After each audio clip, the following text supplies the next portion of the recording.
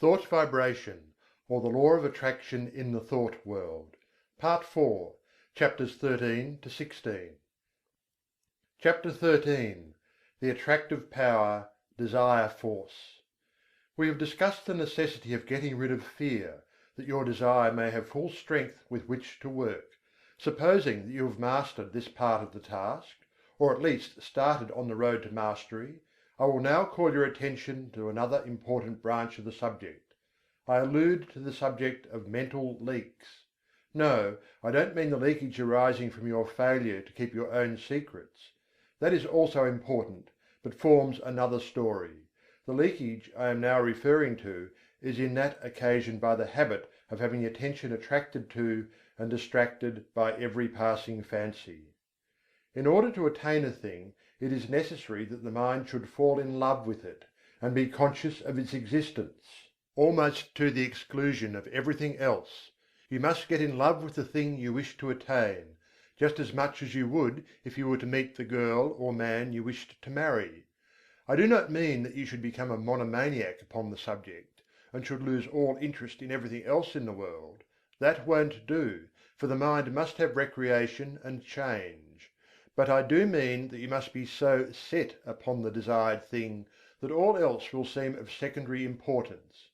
A man in love may be pleasant to every one else, and may go through the duties and pleasures of life with good spirit, but underneath it all he is humming to himself, "Just one girl," and every one of his actions is bent toward getting that girl, and making a comfortable home for her.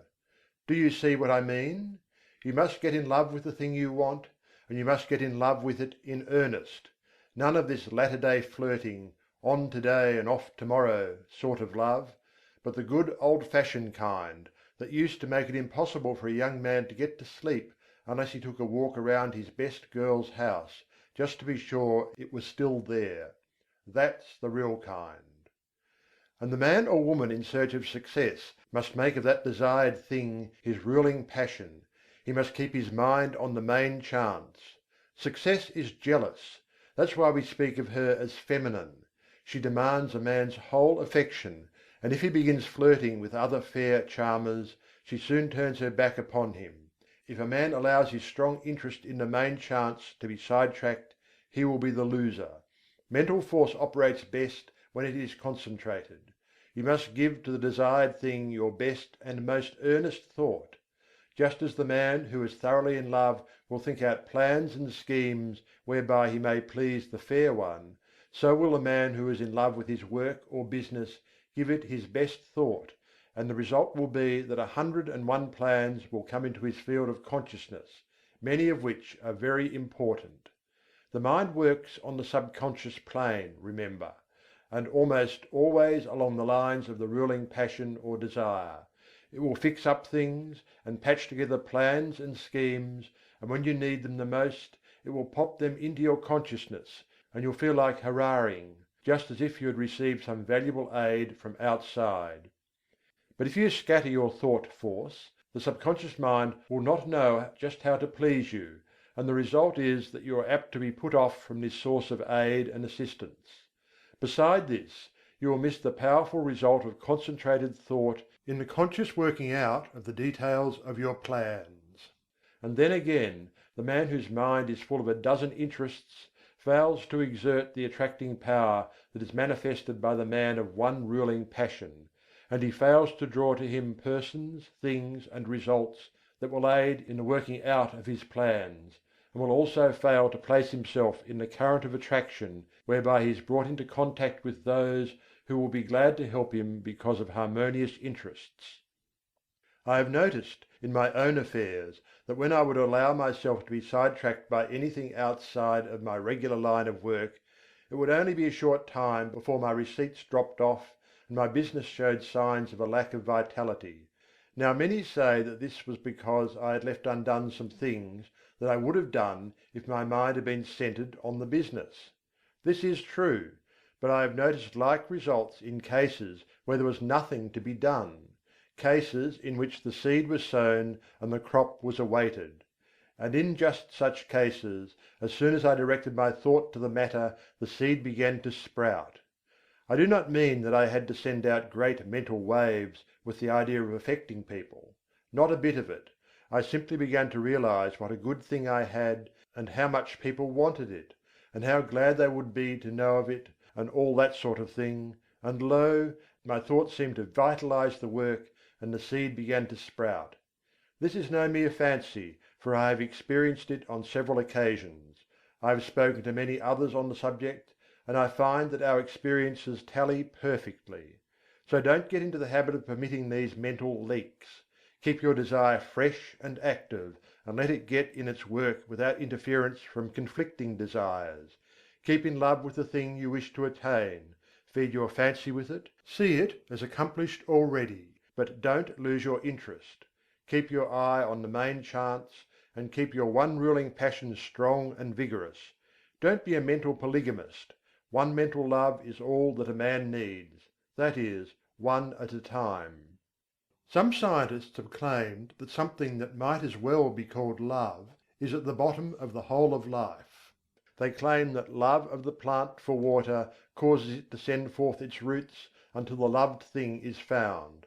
They say that the love of the flower for the sun causes it to grow away from the dark places, so that it may receive the light. The so-called chemical affinities are really a form of love, and desire is a manifestation of this universal life-love. So I am not using a mere figure of speech when I tell you that you must love the thing you wish to attain. Nothing but intense love will enable you to surmount the many obstacles placed in your path. Nothing but that love will enable you to bear the burdens of the task.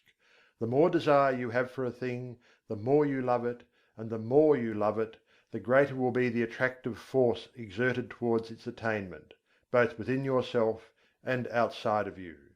So love but one thing at a time. Don't be a mental Mormon. CHAPTER XIV. The Great Dynamic Forces.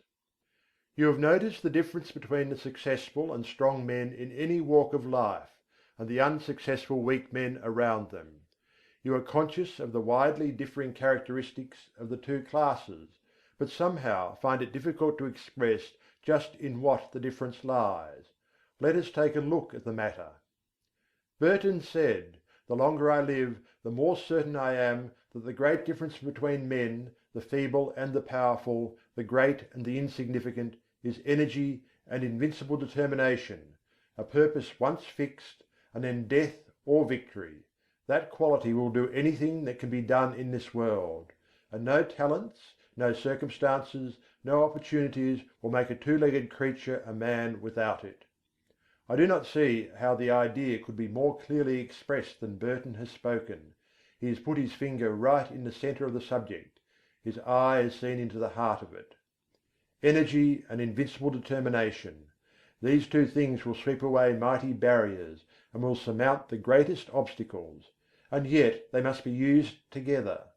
Energy without determination will go to waste. Lots of men have plenty of energy, they are full to overflowing with it, and yet they lack concentration, they lack the concentrated force that enables them to bring their power to bear upon the right spot. Energy is not nearly so rare a thing as many imagine it to be. I can look around me at any time, and pick out a number of people I know who are full of energy. Many of them are energy plus, and yet, somehow, they do not seem to make any headway. They are wasting their energy all the time. Now they are fooling with this thing, now meddling with that. They will take up some trifling thing of no real interest or importance, and waste enough energy and nervous force to carry them through a hard day's work, and yet when they are through, nothing has been accomplished. Others who have plenty of energy fail to direct it by the power of the will toward the desired end. Invincible determination: those are the words. Do they not thrill you with their power? If you have something to do, get to work and do it. Marshal your energy, and then guide and direct it by your will. Bestow upon it that invincible determination, and you will do the thing. Everyone has within him a giant will, but the majority of us are too lazy to use it. We cannot get ourselves nerved up to the point at which we can say truthfully, "I will." If we can but pluck up our courage to that point, and will then pin it in place, so that it will not slip back, we will be able to call into play that wonderful power, the human will. Man, as a rule, has but the faintest conception of the power of the will, but those who have studied along the occult teachings know that the will is one of the great dynamic forces of the universe, and if harnessed and directed properly, it is capable of accomplishing almost miraculous things. Energy and invincible determination, aren't they magnificent words? Commit them to memory, press them like a die into the wax of your mind, and they will be a constant inspiration to you in hours of need. If you can get these words to vibrating in your being, you will be a giant among pygmies. Say these words over and over again, and see how you are filled with new life, see how your blood will circulate, how your nerves will tingle. Make these words a part of yourself, and then go forth anew into the battle of life, encouraged and strengthened. Put them into practice. Energy and invincible determination, let that be your motto in your work-a-day life, and you will be one of those rare men who are able to do things. Many persons are deterred from doing their best by the fact that they underrate themselves by comparison with the successful ones of life, or rather, overrate the successful ones by comparison with themselves. One of the curious things noticed by those who are brought into contact with the people who have arrived is the fact that these successful people are not extraordinary after all. You meet with some great writer, and you are disappointed to find him very ordinary indeed. He does not converse brilliantly, and, in fact, you know a score of everyday people who seem far more brilliant than this man who dazzles you by his brightness in his books. You meet some great statesman, and he does not seem nearly so wise as lots of old fellows in your own village, who waste their wisdom upon the desert air. You meet some great captain of industry, and he does not give you the impression of the shrewdness so marked in some little bargain-driving trader in your own town. How is this, anyway? Are the reputations of these people fictitious, or what is the trouble? The trouble is this: you have imagined these people to be made of superior metal, and are disappointed to find them made of the same stuff as yourself and those about you. But, you ask, wherein does their greatness of achievement lie? Chiefly in this: belief in themselves and in their inherent power, in their faculty to concentrate on the work in hand, when they are working, and in their ability to prevent leaks of power when they are not working. They believe in themselves, and make every effort count. Your village wise man spills his wisdom on every corner, and talks to a lot of fools, when if he really were wise, he would save up his wisdom and place it where it would do some work. The brilliant writer does not waste his wit upon every corner. In fact, he shuts the drawer in which he contains his wit, and opens it only when he is ready to concentrate and get down to business. The captain of industry has no desire to impress you with his shrewdness and smartness. He never did, even when he was young. While his companions were talking and boasting and blowing, this future successful financier was sawing wood and saying nothing. The great people of the world, that is, those who have arrived, are not very different from you or me or the rest of us. All of us are about the same at the base. You have only to meet them to see how very ordinary they are, after all.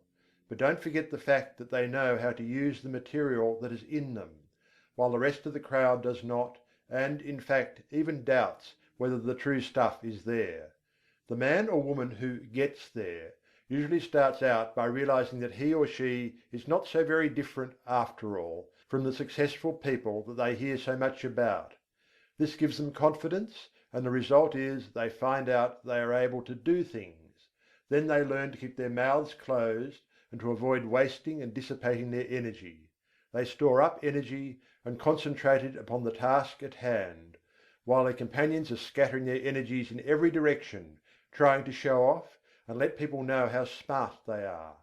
The man or woman who gets there prefers to wait for the applause that follows deed accomplished, and cares very little for the praise that attends promises of what we expect to do some day, or an exhibition of smartness without works. One of the reasons that people who are thrown in with successful men often manifest success themselves is that they are able to watch the successful man and sort of catch the trick of his greatness.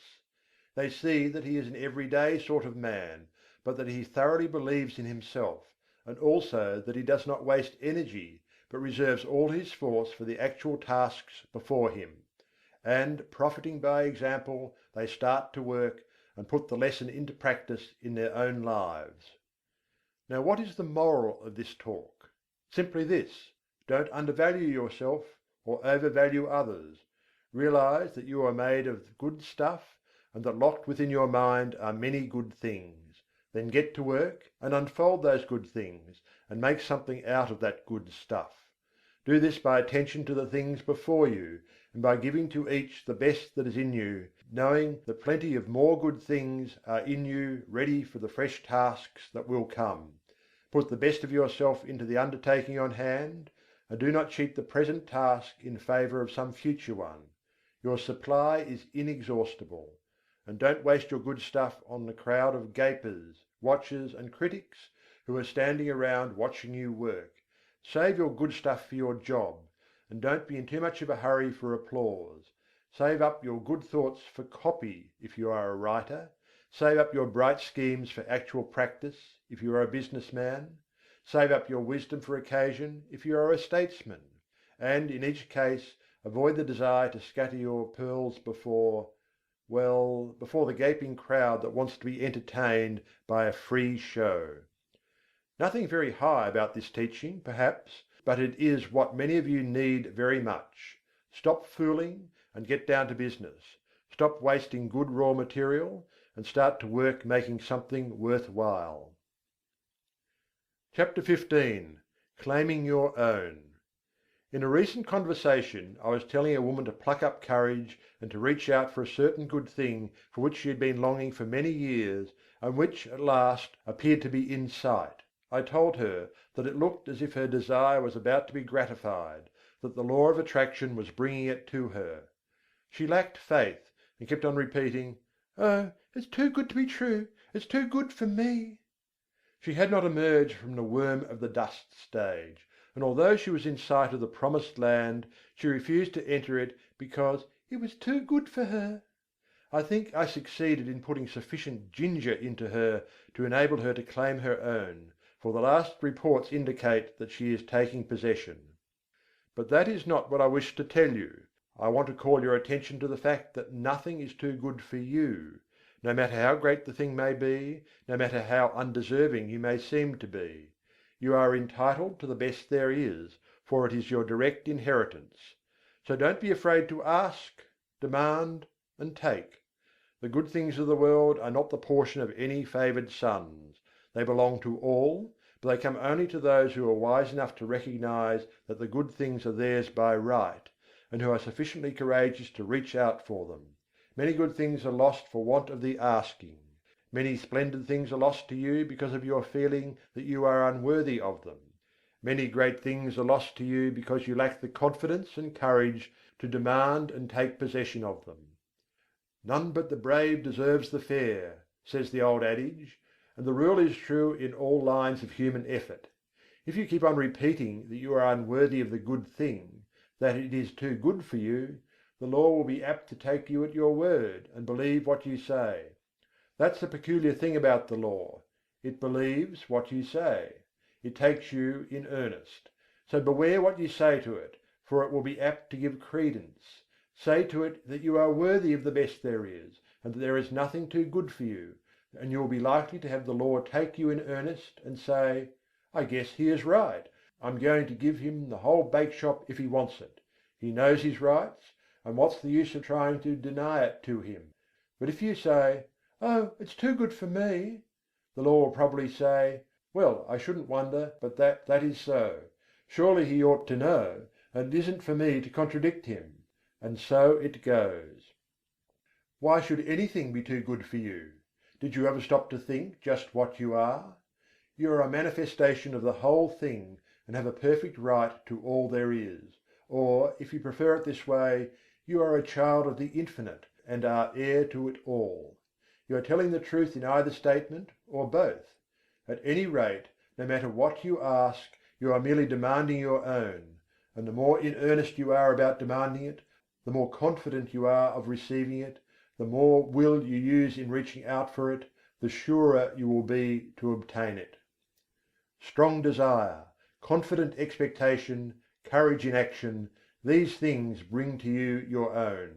But before you put these forces into effect, you must awaken to a realization that you are merely asking for your own, and not for something to which you have no right or claim. So long as there exists in your mind the last sneaking bit of doubt as to your right to the things you want, you will be setting up a resistance to the operation of the law.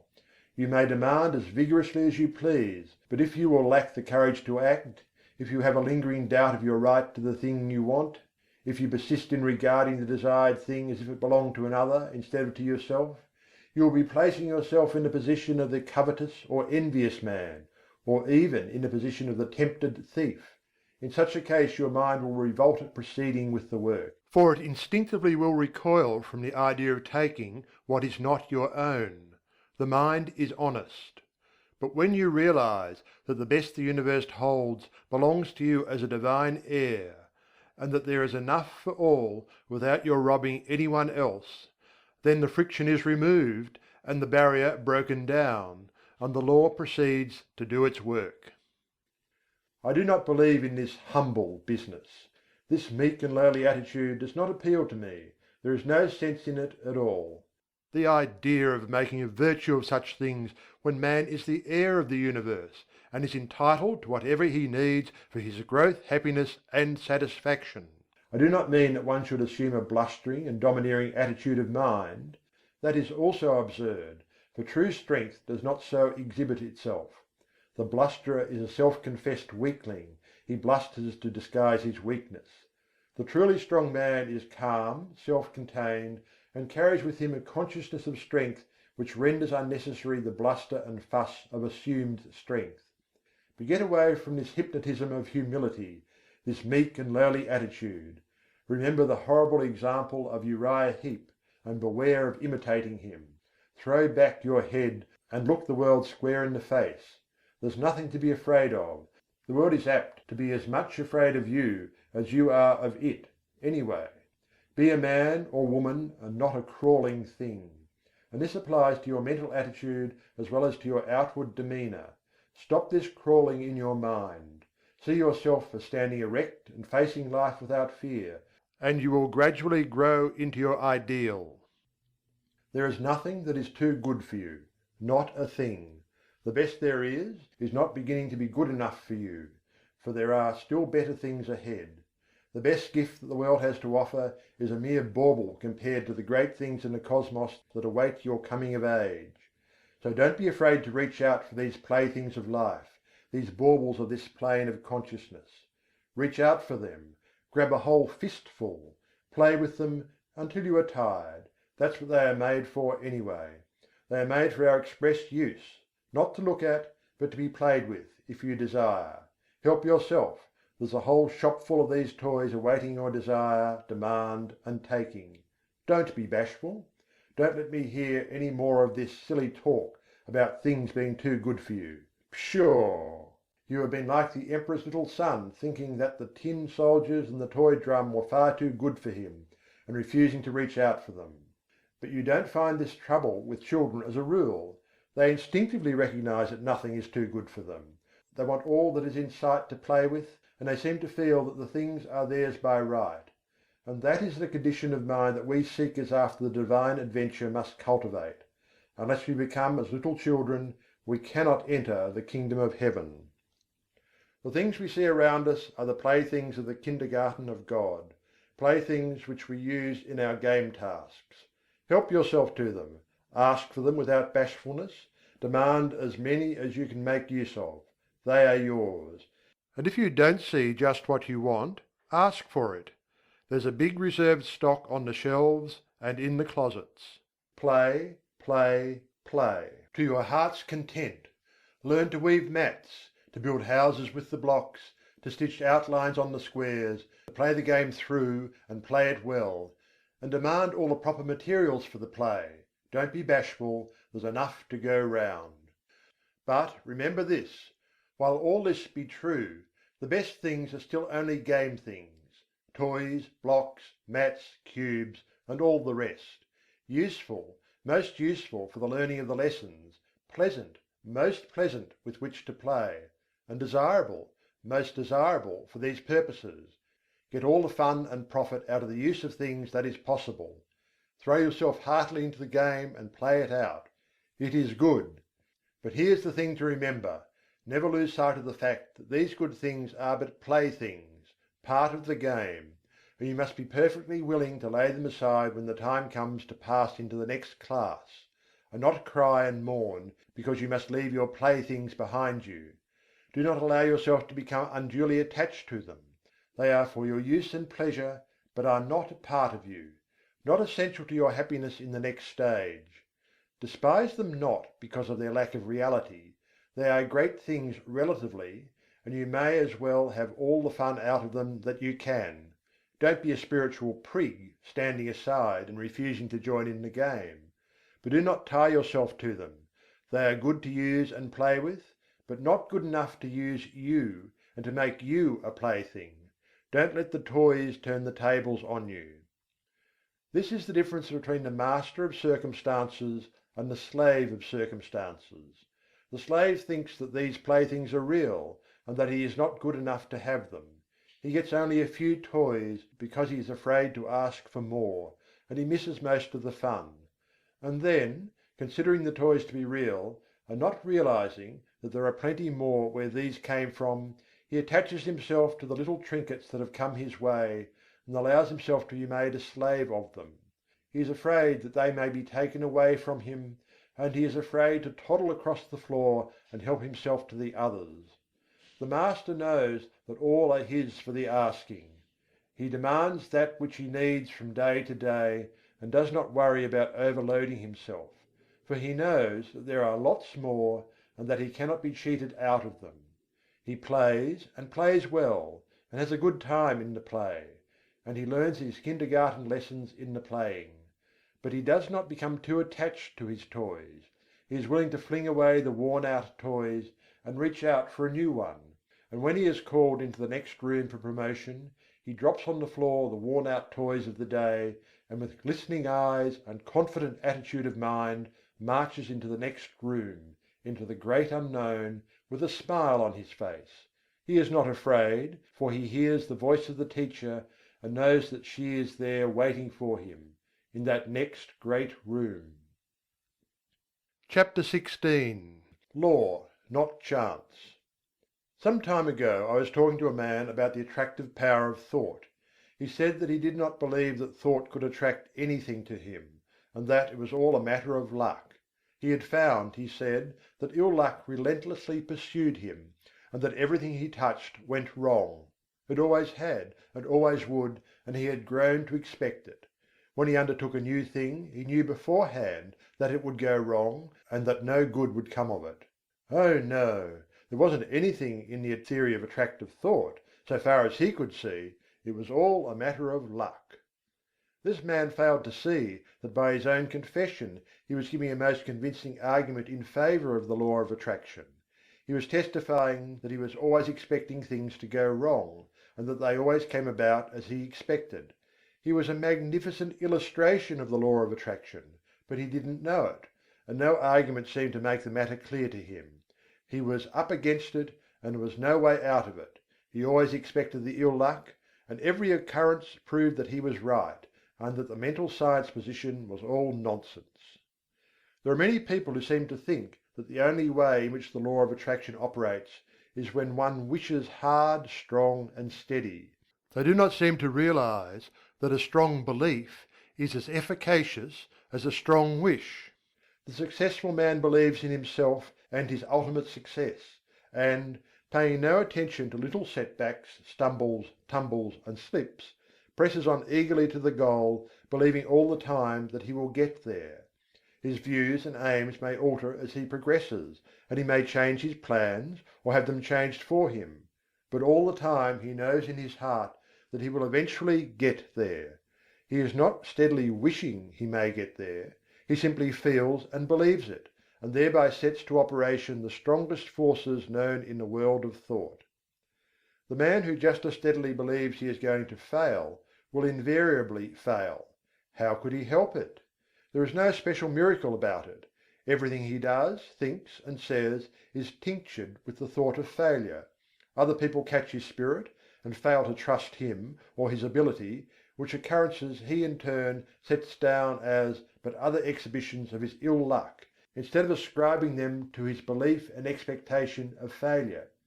He is suggesting failure to himself all the time, and he invariably takes on the effect of the auto-suggestion. Then, again, he by his negative thoughts shuts up that portion of the mind from which should come the ideas and plans conducive to success, and which do come to the man who is expecting success because he believes in it. A state of discouragement is not the one in which bright ideas come to us.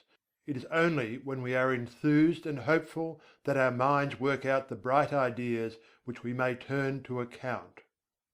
Men instinctively feel the atmosphere of failure hovering around certain of their fellows, and on the other hand recognize something about others which leads them to say, when they hear of a temporary mishap befalling such a one, "Oh, he'll come out all right somehow, you can't down him." It is the atmosphere caused by the prevailing mental attitude. Clear up your mental atmosphere. There is no such thing as chance. Law maintains everywhere, and all that happens, happens because of the operation of law. You cannot name the simplest thing that ever occurred by chance. Try it, and then run the thing down to a final analysis, and you will see it as the result of law. It is as plain as mathematics: plan and purpose, cause and effect. From the movements of worlds to the growth of the grain of mustard seed, all the result of law. The fall of the stone down the mountainside is not chance. Forces which had been in operation for centuries caused it, and back of that cause were other causes, and so on until the causeless cause is reached. And life is not the result of chance. The law is here too. The law is in full operation whether you know it or not, whether you believe in it or not. You may be the ignorant object upon which the law operates, and bring yourself all sorts of trouble because of your ignorance of or opposition to the law, or you may fall in with the operation to the law, get into its current as it were, and life will seem a far different thing to you. You cannot get outside of the law by refusing to have anything to do with it. You are at liberty to oppose it and produce all the friction you wish to. It doesn't hurt the law, and you may keep it up until you learn your lesson. The law of thought attraction is one name for the law, or rather for one manifestation of it. Again I say, your thoughts are real things. They go forth from you in all directions, combining with thoughts of like kind, opposing thoughts of a different character, forming combinations, going where they are attracted, flying away from thought centres opposing them. And your mind attracts the thought of others, which have been sent out by them consciously or unconsciously. But it attracts only those thoughts which are in harmony with its own. Like attracts like, and opposites repel opposites in the world of thought. If you set your mind to the keynote of courage, confidence, strength and success, you attract to yourself thoughts of like nature, people of like nature, things that fit in the mental tune. Your prevailing thought or mood determines that which is to be drawn toward you, picks out your mental bedfellow. You are today setting into motion thought currents which will in time attract toward you thoughts, people, and conditions in harmony with the predominant note of your thought. Your thought will mingle with that of others of like nature and mind, and you will be attracted toward each other, and will surely come together with a common purpose sooner or later, unless one or the other of you should change the current of his thoughts. Fall in with the operations of the law, make it a part of yourself, get into its currents, maintain your poise, set your mind to the keynote of courage, confidence and success. Get in touch with all the thoughts of that kind that are emanating every hour from hundreds of minds. Get the best that is to be had in the thought world. The best is there, so be satisfied with nothing less. Get into partnership with good minds. Get into the right vibrations. You must be tired of being tossed about by the operations of the law. Get into harmony with it. End of thought vibration, or the law of attraction in the thought world. Recording by Algie Pugg, Perth, Western Australia.